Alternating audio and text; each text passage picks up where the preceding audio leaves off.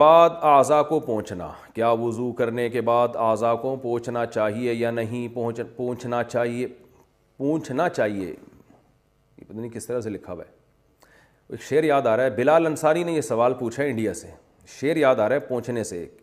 ہم نے 9th class میں تھے تو ہمارے ٹیچر نے شعر سنایا تھا، ان کے دستے نازک کے لیے بھیجی تھی جو پونچھی، خبر پہنچی تو یہ پہنچی کہ پونچھی نہیں پہنچی۔ یعنی محبوبہ کے دستے نازک، ان کے نازک ہاتھوں کے لیے جو میں نے پونچھا کی یوں سمجھے کہ چھوٹی سی پونچھے کو جو ہے نا پونچھی کہا جاتا ہے، یہ ہاتھ صاف کرنے کا رومال جسے کہتے ہیں، تو کہتے ہیں میں نے ان کے دستے نازک کے لیے جو رومال بھیجا تھا نا، تو خبر یہ پہنچی کہ وہ رومال نہیں پہنچا، تو اس کو شاعر نے کہا ان کے دستے نازک کے لیے بھیجی تھی جو پونچھی، خبر پہنچی تو یہ پہنچی کہ پونچھی نہیں پہنچی۔ یعنی شاعر بیچارہ جل رہا ہے، کڑ رہا ہے کہ یار وہ رومال بھی نہیں پہنچا۔ تو سوچو، یعنی اس زمانے میں رومال نہ پہنچنے پر اتنی تکلیف ہوا کرتی تھی، اور محبوبہ تک رومال پہنچانا بہت مشکل ہوتا تھا۔ آج تو بندہ آرام سے پہنچ جاتا ہے محبوبہ تک، تو اس زمانے میں اتنے فاصلے تھے کہ محبوبہ کو آپ رومال پہنچانا آپ کے لیے مشکل تھا، تو لو لیٹر کون پہنچائے گا اور خود کیسے پہنچے گا؟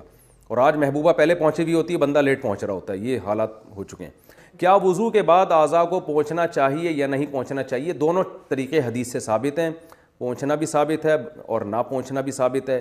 تو بعض علماء کہتے ہیں نہ پوچھنا زیادہ بہتر ہے، اس میں وضو کے آثار دیر تک رہتے ہیں، یعنی وضو کی تازگی زیادہ دیر تک رہتی ہے، لیکن جائز ہے۔ بہرحال الجھن ہوتی ہے بعض دفعہ، نماز میں دل نہیں لگتا، پانی ٹپک رہا ہوتا ہے، تو پوچھ بھی سکتے ہیں، کوئی اتنا بڑا ایشو نہیں ہے۔ تیسری اور چوتھی رکعت میں قراءت کتنی کی جائے؟ فرض نماز اکیلے پڑھی جا رہی ہو تو تیسری اور چوتھی رکعت میں سورہ فاتحہ کے بعد کوئی سورت پڑھی جائے گی یا نہیں پڑھی جائے گی؟ نظام الدین انڈیا سے، نہیں پڑھی جائے گی۔ کسی نے پڑھ لی تو یہ بھی جائز ہے، گناہ نہیں ہے، اور سجدہ سہو واجب نہیں ہوتا، لیکن بہتر یہی ہے کہ سورہ فاتحہ کے بعد رکوع کر لے، کیونکہ فرض کی تیسری اور چوتھی رکعت بس سورہ فاتحہ، اس کے بعد نہیں ہے۔ قضا نمازیں بیٹھ کر پڑھ سکتے ہیں؟ قضا نمازوں کا آسان طریقہ۔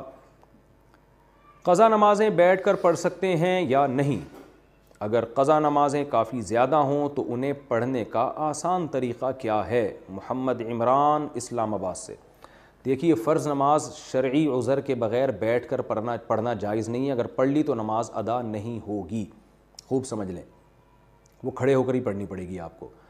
اور قضا نمازیں زیادہ ہوں، آسان طریقہ یہ ہے کہ فرض کی تیسری اور چوتھی رکعت میں آپ سورہ فاتحہ نہ پڑھیں، بلکہ اس کو ایک تسبیح کے بقدر آپ کھڑے رہ کر رکوع کر لیں۔ اگرچہ یہ طریقہ خلاف سنت ہے، لیکن بہت زیادہ نمازیں جمع ہو گئی ہیں، ان میں ٹائم بہت لگ رہا ہے، تو پھر اس طریقے پر عمل کیا جا سکتا ہے کہ فرض کی تیسری اور چوتھی رکعت کو آپ، کیونکہ اس میں قرات کرنا واجب نہیں ہے، ممکن ہے بہت سے لوگ یہ فوراً حدیث پیش کر دیں، لا صلاۃ الا بفاتحۃ الکتاب، سورہ فاتحہ کے بغیر نماز ہی نہیں ہوتی۔ تو سورہ فاتحہ کے بغیر حدیث میں آتا ہے نماز نہیں ہوتی، یہ نہیں آتا کہ رکعت ہی نہیں ہوتی۔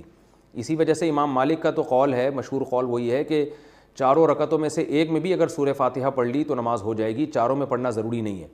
لیکن حنفیہ کا قول یہ ہے کہ پہلی دو رکعتیں وہ دوسری پہلی کے مشابہ ہے، یہی وجہ ہے کہ سفر میں آخری دو رکعتیں ساقط ہوتی ہیں، پہلی برقرار رہتی ہیں، تو پہلی دو کا وہی یعنی دوسری کا وہی حکم ہے جو پہلی کا ہے، اس لیے پہلی دو میں تو واجب ہے، آخری دو میں واجب نہیں ہے۔ تو اس لیے فرض کی تیسری اور چوتھی رکعت میں اگر کوئی سورہ فاتحہ پڑھے تو اچھی بات ہے، نہ پڑھے تو بھی جائز ہے، اور صحابہ کے اس بارے میں ہمیں فتویٰ بھی ملتا ہے اس بارے میں۔ تو اس لیے فرض میں اگر آپ تخفیف کر لیں تیسری اور چوتھی رکعت میں، تھوڑی دیر کھڑے رہ کر بس رکوع کر لیں تو بھی ادا ہو جائے گی، لیکن یہ بہتر نہیں ہے، بہتر یہی ہے کہ آپ سورہ فاتحہ پراپر طریقے سے پڑھیں۔ لیکن بہت زیادہ نمازیں جمع ہوں تو اس شارٹ طریقے پر عمل کیا جا سکتا ہے، مگر وطر میں ایسا نہیں ہوگا، وطر میں آپ کو تیسری رکعت میں بھی تلاوت بھی کرنی پڑے گی اور فاتحہ بھی پڑھنی پڑے گی۔ وضو میں دانت سے خون آئے تو کیا حکم ہے؟ وضو کے دوران دانتوں سے خون نکلتا ہو تو وضو ہوگا یا نہیں؟ نیز عام حالات میں دانت سے خون نکلے تو اسے نگلنا حرام ہوگا یا نہیں؟ محمد شہباز انڈیا سے۔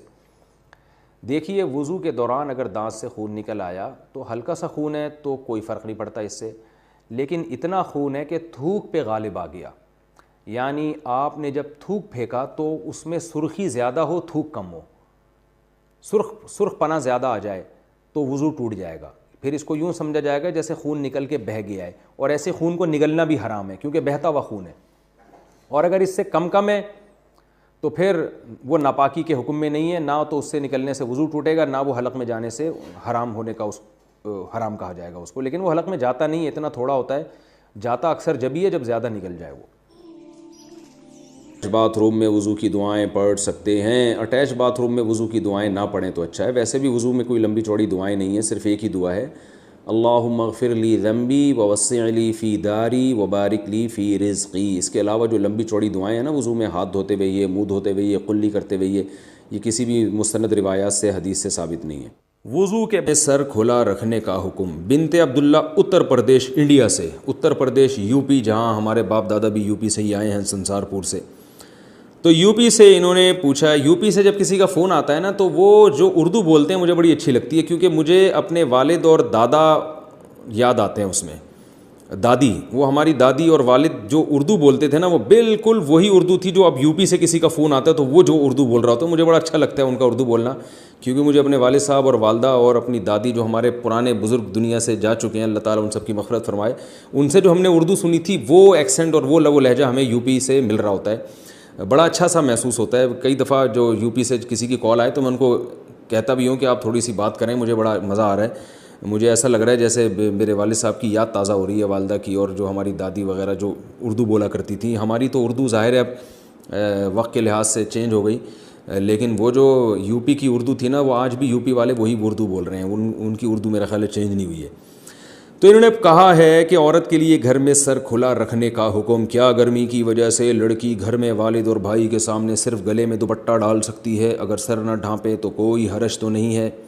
جائز ہے، سر چھپانا والد اور بھائی کے سامنے لازم نہیں ہے، لیکن بہرحال حیا عورت کی زینت ہے، اگر سر پہ چادر ڈال لیں تو اچھا ہی ہے، یہ برا نہیں ہے، بعض گھروں میں تو اس کا بڑا خیال کیا جاتا ہے، تو شریعت نے گنجائش ضرور دی ہے کہ عورت سر کے بال کھول سکتی ہے لیکن اپریشیٹ نہیں کیا، تو اگر چادر سر پہ رکھیں تو زیادہ اچھی بات ہے، لیکن کوئی فرض نہیں ہے۔ کیا حسین بہار انڈیا سے، کوئی بھی لڑکی یا عورت اپنا سر کھول کے وضو کر سکتی ہے یا نہیں، وضو ہوگا یا نہیں؟